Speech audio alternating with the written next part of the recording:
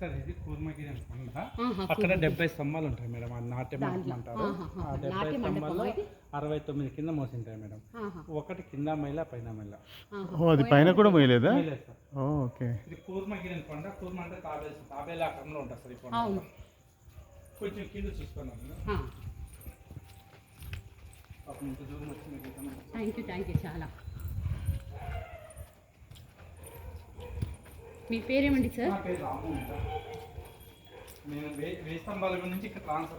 ఓ మీరు వేసంబాల నుంచా? ఓకే. మేము అక్కడే అంతా చదువుకుంది.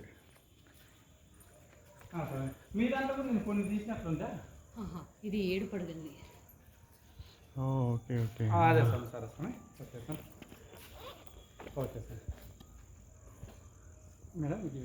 వినాయకుడు 7 పడగలు. ఓకే. ఇదంతా ఒరిజినల్దా మళ్ళీ రిస్టోర్ చేస్తారా? ఒరిజినల్దా? ఓకే.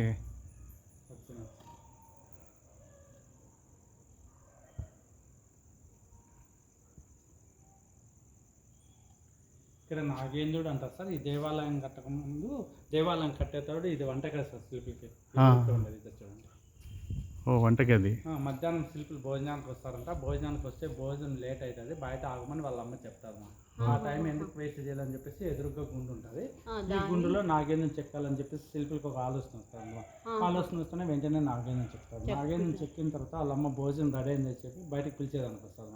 పిలిచేదానికి వచ్చి సడన్ గా చూస్తాను ఇంతకుముందు గుండు ఉండేది, ఇంత తొందరగా నాగేంద్రుడు ఎట్లయినదని చెప్పేసి వాళ్ళ అమ్మ ఆశ్చర్యపోతాడు. వాళ్ళ అమ్మ దృష్టికి ఇది 3గా చీలుతారు. మా చూడండి, మా పడుగు ఇది ఇక్కడ చూడండి మేడం, పగిలింది. ఆ పక్క కూర్చొని పగిలింటారు. పగిలిండేది ఉంటే మంచిది కాదని చెప్పేసి లింగం పెట్టినారు. లింగం పెట్టిన తర్వాత ఎదురుగా నంది ఉండాలి. నంది ఉండాలంటే అంత పెద్ద గుండి ఇక్కడ లేదు కాబట్టి ఊరు బయట పోయి చెక్కారు. అక్కడ పోయి చూసి నాగేంద్ర కనిపిస్తారు. నంది ఇంత పెద్ద నాగేంద్రుడు మన ఇండియాలో ఎక్కడే లేదు, ఒకే రాత్రిలో ఉండేది ఇక్కడే.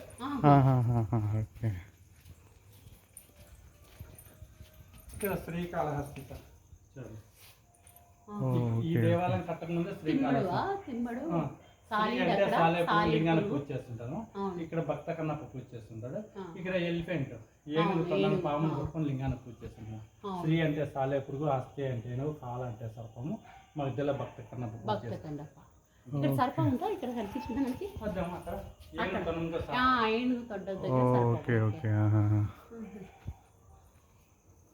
ఇక్కడ వినాయకుడు సార్.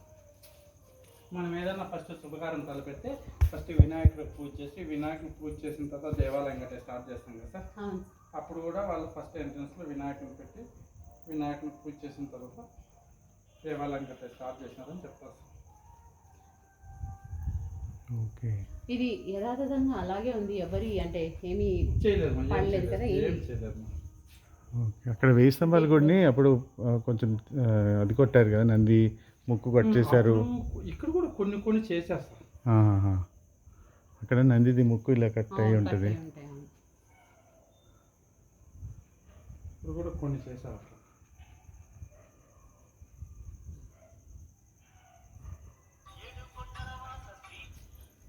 హలో అంతేనా?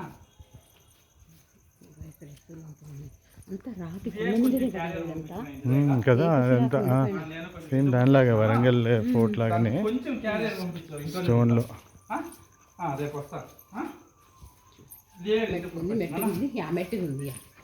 కొంచెం ఎక్కువ సార్.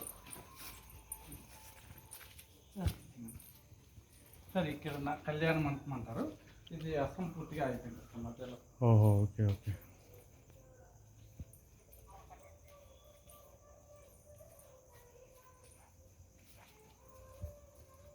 కింద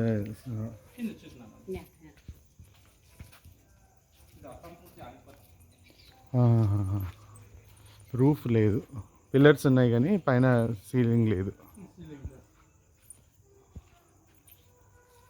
కళ్యాణ మండపం ఇది అసంపూర్తి ఆగిపోతుంది.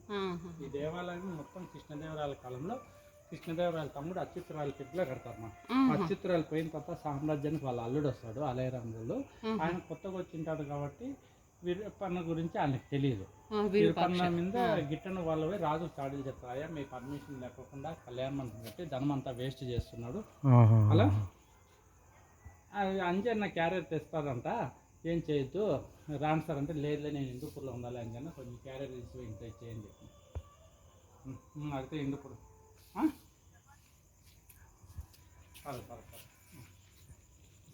చెప్తారు. చెప్పిన తర్వాత మళ్ళీ ఆయన ఇంటి అడిగినేసి విరపణం తీసుకొచ్చి బంధించి కన్నులు పెరకమని చెప్పేసి రాజుకి ఆర్డర్ ఇస్తారమ్మా. ఆర్డర్ ఇస్తేనే వాళ్ళు భటులు వచ్చి చెప్తారు, అయ్యా మీరు రాజు పర్మిషన్ లేకోకుండా కళ్యాణం అని పెడుతున్నారంట, దానికోసం మేము కళ్ళను పీకమని చెప్పేసి రాజు ఆర్డర్ వేసినాడంట. అంటే ఆయన చేయని తప్పుడు అక్కడ పోయి నేను ఎందుకు తీసుకోవాలా పనిష్మెంట్ అని చెప్పేసి ఆయనంతకు ఆయన తీసి అక్కడ గోడ కొడతారు, మరి 2 కన్నులు తీసి మబ్బులో కనిపించదు. ఆయన పోయిన తర్వాత ఎవరు దీన్ని కట్టరు, ఇది అసంపూర్తిగా అసంపూర్తి కళ్యాణం. ఆయన్ని పెట్టారా మరి, బంధించారా, బంధించలేదా? లేదు, ఆయన కన్నులు ఆయన తీసేసుకున్నాడు, మళ్ళీ రాజు తెలుసుకుంటాడు, తప్పు తెలుసుకుంటున్నాడు. అనవసరంగా నేను పనిష్మెంట్ ఇచ్చాను, వీళ్ళ మాట తినేసి తప్పు జరిగిపోయిందని చెప్పి తెలుసుకుంటారు. తెలుసుకుంటే ఎవరు వచ్చి మళ్ళీ కట్టరు, ఇది అసంపూర్తి కాకపోతే అసంపూర్తి. ఇక్కడ సీతాదేవి పాదం అంటారు. ఈ పాదంలో ఎప్పుడు నీళ్ళు వస్తుంటాయి సార్. ఇక్కడ ఇక్కడ ఈ దేవాలయం కూర్మగిరి కొండ సార్. ఈ కొండ మీద రావణాసుడు సీతాదేవిని ఎత్తుపోతే జటాయుపక్షి అడ్డగిస్తుంది. జటాయుపక్షి అడ్డగిస్తే జటాయుపక్షి రావణాసుడు 2 రెక్కలు విరుకొడతాడు. ఆ పక్షి ఇక్కడ పడి ఈ పాదంలో నీళ్లు తాకుండా రామ అని చెప్పిస్తుంటది. రాముడు వెతుక్కుంటే ఈ పక్షిని చూసి లే పక్షి అంటాడు. ఆ పేరే ఈ ఊరికి లే పక్షి. ఈ పాదంలో ఎప్పటికీ నీళ్ళు వస్తుంటాయి. మీరు మేలో జూన్లో ఎప్పుడన్నా రండి, ఎండలకైనా కూడా ఉంటాయా నీళ్ళు? శిల్పులు భోజనం చేసే ప్లేట్లు అని చెప్తారు. బాగుంది కదా. అక్కడక్కడ ఉన్నాయి ఇలాగా. ఇంక ఇవన్నీ మండపాలు మా భక్తాదులు వస్తే ఉండేదానికోసం వెళ్తాం ఇవన్నీ. కానీ ఇప్పుడంతా ఇది ఆర్కియాలజికల్ మా కంట్రోల్లోనే. ప్రత్యేకంగా పూజలు ఏమైనా అవుతాయా వీరభద్ర స్వామికి ఎప్పుడైనా? ఉత్సవాలు రోజు అవుతాయి. Saturday Sunday full. ఈ రోజు ఫుల్ ఉందండి మా పూజలు. సాటర్డే సండే కంటిన్యూ ఉంటుంది. వీరభద్ర స్వామి అమ్మవారు ఎవరు? అమ్మవారు దుర్గమ్మ. భద్రకాళియా? దుర్గాదేవి. భద్రకాళి కూడా ఉంది, దుర్గమ్మ టెంపుల్. తాండవేశ్వర లింగం అంటామా. ఈ దేవాలయం కట్టక ముందు ఇట్లా 5 లింగాలు ఉన్నాయమ్మా ఈ కొండ మీద. ఈ దేవాలయం కట్టక ముందే ఈ లింగాలన్నీ వెలిసిందో చూసి ఇక్కడ దేవాలయం కడితే బాగుంటుందని విరపన్న రాజు దగ్గర పర్మిషన్ తీసుకొని పెద్దగా దేవాలయం కడతారు. విరపన్న వాళ్ళ ఇంటి దేవుడు ఇక్కడ వీరభద్ర స్వామి. ఇక్కడ బ్రహ్మసూత్రం ఉంది కదా, ఇక్కడ అన్ని లింగాలకి ఉండదు, మా ఎక్కడో కొన్ని లింగాలకే ఉంటుంది. ఇవన్నీ పాత లింగాలు. మనకి బ్రహ్మసూత్రం అంటే ఏమన్నట్టు? బ్రహ్మసూత్రం అంటే చాలా పవిత్రమైన లింగం. దానిపైన డిజైన్ లాగా ఉంది. అది దేవాలయం కట్టకముందు ఈ లింగాలన్నీ ఇక్కడ వెలిసిండేది సార్. ఈ వెలిసిండే లింగాలన్నీ చూసి ఇప్పుడు దేవాలయం కడితే బాగుంటుందని వీరపన్న రాజు దగ్గర పర్మిషన్ తీసుకుని పెద్దగా దేవాలయం కడతాం. ఇవన్నీ కలుపుకున్నాం. వీరపన్న వాళ్ళ ఇంటి దేవుడే వీరభద్ర స్వామి. చిన్నగా మీకు ఆర్టీసీ ఎండి సజ్జనాథ్ సార్ ఉన్నారు కదా సార్, ఈ దేవాలయం భక్తాదులు సార్ వస్తూ ఉంటారా? 4 times వస్తారు సార్. పోయిన వారము 4 గంటలకు వచ్చి మేడం మొత్తం పొరుదండ ప్రదర్శన చేసింది సార్. పోయిన వారము, పోయిన నెల 24వ తేదీ అప్పుడు. ఇవన్నీ మండపాలు. ఇది హోమం చేస్తారు శివరాత్రికి. ఇది పంచాంగ మండపం అంటాము. ఇంటి ముందు పంచాంగం చెప్పేవాళ్ళం ఉంటామా.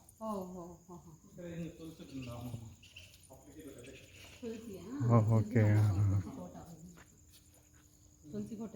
అవును.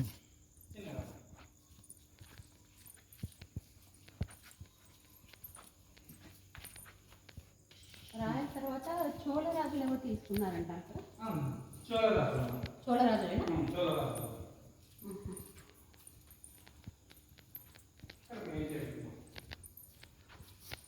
ఇది మెయిన్ టెంపుల్.